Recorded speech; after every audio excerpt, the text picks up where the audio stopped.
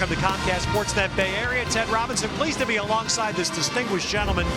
Look at how unencumbered Stan Morrison looks after spending 5 years on the NCAA Basketball Tournament Selection Committee. You're a free man, and it's our honor to have you alongside. Well, I am a free man, and I enjoyed being captured for 5 years. It was a great honor to serve that committee in the NCAA in selecting those teams. But I'm excited to be back on a basketball court, although I'm not dressed to play. Do an excellent job of getting their man. That's a trait of a Larry Kostoviak team. Where do you think he learned that from? I can't imagine.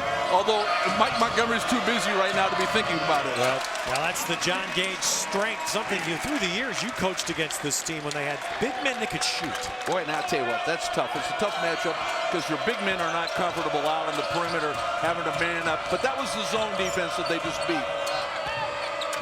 Nice spin inside, and Utah gets points from Javon Dawson. You know, in that particular defensive effort, Jason Randall just absolutely destroyed the dribble exchange that Utah was running in their offense by fighting over the top of that screen. And he was giving up 9 inches of size, but he was battling him, and there was great consciousness and good pressure on the ball, so they were unable to take advantage of that. Whether or not that occurs this half remains to be seen. But if I'm Coach, if I'm Coach Dawkins, I'm going inside with that ball a lot immediately and getting myself to the free throw line as well. Yes, and Andrew Zimmerman at 6'8", 230, the senior, just entered the game. And Coach Dawkins went out of his way to talk to us about the tremendous leadership and impact that he's having on this team in this leadership department that we were talking about earlier.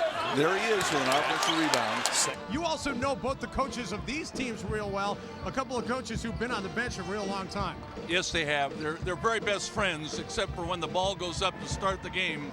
Then the friendship goes out the window for the next 40 minutes. The fact remains, I did put in a lot of time on this campus. Unfortunately, we did not get to play here. We played downtown in a converted opera house. It's not a good idea usually to shoot the ball the first time you touch it, but he is an excellent perimeter shooter, even from three-point range.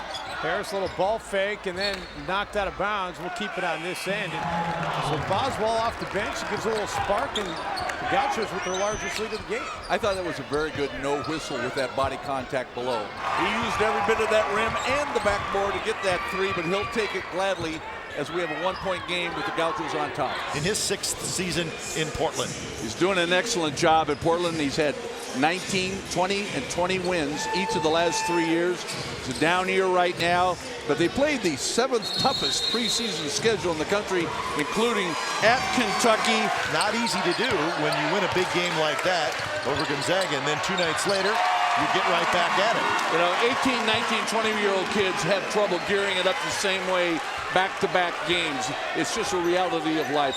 The students stormed the court after that wonderful win against Gonzaga, and they really spanked Gonzaga badly. I mean, they beat their rear ends off, if you will. But you know, it's all part of the deal, because if you don't get this W, it ends up you were 1-1 at home on the weekend. Thomas Vandermars did an excellent job of bodying off the help side man from the far side, putting himself in a position to receive that pass from Douglas. And he puts it back up and in. Jones has got 6 rebounds, 5 of them are offensive boards. Well, that's where he makes his living, and why not? I think it's one of the most neglected skills in all of basketball, getting to the offensive glass. You don't have to be a great shooter to score. This is a very deep St. Mary's team. In fact, it may be his deepest squad. And a lot of size on the side, a lot of experience, tough guys, one after another, and they just keep reloading, it seems, and it's a very, very difficult chore. Tonight he came into this game tied with Thomas Sherry for career points. One of the icons of Gale basketball. Tom played back in the late 50s, early 60s. A great player, played for the Warriors. Uniform is retired, and he's passed him tonight. That's a pick. Waldo breaks free, goes up, in, and they're going to call him for an offensive foul. Excellent defensive rotation. The pass by Della Vadova, who was being double-teamed, was an outstanding pass. The players themselves, who had a little gathering after the Thursday night game against Washington State, ensuring there'll be no halftime tirade from Mike Montgomery tonight. Well, they're on their game. There comes a time when the players have to do the talking and not the coach. The coach has so many speeches he can give. And then the players have to do it. They have to talk to themselves individually and then collectively, and they got to be able to look each other in the eye and have that element of trust that's so critical that I could say something to a teammate without fear of him taking it the wrong way. Great pass. Well, Jason Collins, he hit one of those before he joined us tonight, and he's hit 2 in the first half, 16 points. Yeah, he's a 36% three-point shooter, and I believe that is going to be the #1 recruiting chore for Mike Montgomery, to see if he's going to stay for another year. Yeah. Because certainly the NBA sees that in addition to his inside strength. He's a very marketable commodity. Perkins really pushing his way in, boy. He used that lead arm on Justin Davis and got away with it. He sure did. You notice there's not going to be a whole lot of assists out of this Washington team. Most of the things they do, they create off of the dribble. Stanford came out in the first half. Stan Morrison. Great entry, Jaron Collins.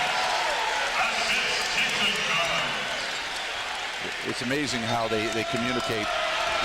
And here comes Jason. Watch this. McDonald had it. He could have taken it himself, but he gave it up.